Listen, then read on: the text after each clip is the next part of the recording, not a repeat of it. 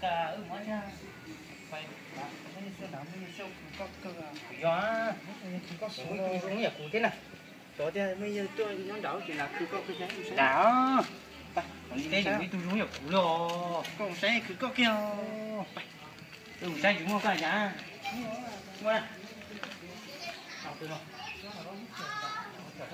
tôi cũng mua cái nhỏ để toan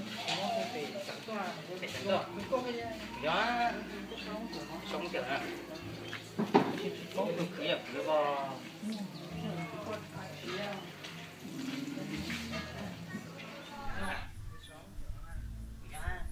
chị à, mấy cô. Ô tôi mà không. Tôi lo nha. Lo chị nó biết xích thằng chị nó. Tôi nó chị nó. Được không? Được không? Rồi này nha. Tí chúng nó tôi rồi thì là chúng nó đấy nha. Cái này tôi nó sẽ này mỏ thế nào? Sao tụi tôi thấy con à? Thì xem là tôi thấy con à. Còn em gì cưới già?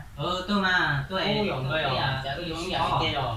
Tôi cũng nhà đi theo, bố theo, tôi đúng về không đi chả thấy con nhỏ thứ con à, cú sỉnh chứ nào, cú này sỉnhของtôi à, con này mới được câu vô chả, cái hỏi tôi thế à, về cú có nào cú nhỏ này, sao nó làm tôi, con cú chưa mua lò chả, cú gì sử dụng nó này, có thể tụi muốn chưa mua lò ấy, tôi chọn hay coi ha, em bảo có muốn chưa mua tôi lò chả, tôi chưa mua trong kia à, cú thế nào, mấy suy cứ thế à.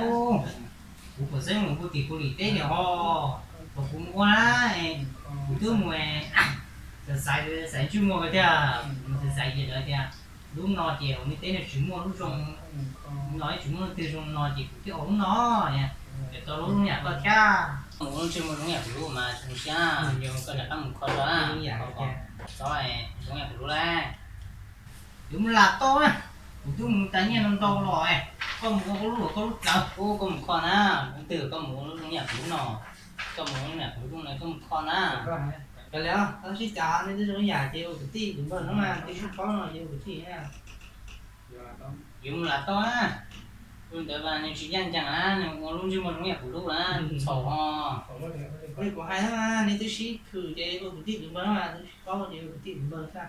Ôi đó là to nè, ôi đó tao chỉ có một lúc chưa một nhà cũ lúc chơi. Có cô cụ cứ nè, có lên nữa mà, xem con nó một tao lúc nhà con lúc rồi thì cái cụ này cũng nói có cứ nè, nó xem là tôi thấy là chị tôi xin用呗包而且giờ này xin cứ là một cái thứ mới cái hai nữa mà, thì tôi thấy chị cho cái này, có lên nữa nó, nếu xem mà muốn á, nhà chúng muốn nữa chứ, có lên nữa nè, nhà tiền ní mua tiền chỉ chẳng nhé, cái mua nhớ chưa, được xin hết rồi, để mua nhé nè.